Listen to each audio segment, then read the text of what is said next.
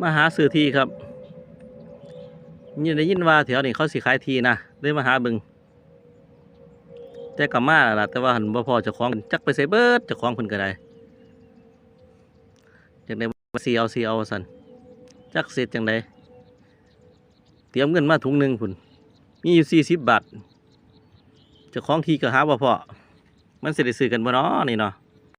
นี่แปลงให้แปลงหน้าพูนจนสุดพุ่นยาวเหยียดอลัดพุ่น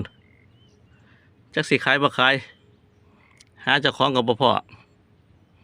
เห็นแต่ป้ายบอกว่าขายว่าซั่นอุตส่าห์เตรียมเงินมาตั้งเป็นถุงมันสิได้ซื้อบ่น้อนี่เนาะ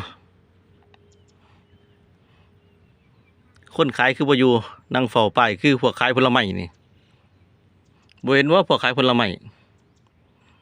ขายพร้อมนั่งเฝ้าพร้อมนี่ขายทีขายให้หน้ามีแต่ป้ายบ่นั่งเฝ้าป้ายมันสิซื้อน้ำพาย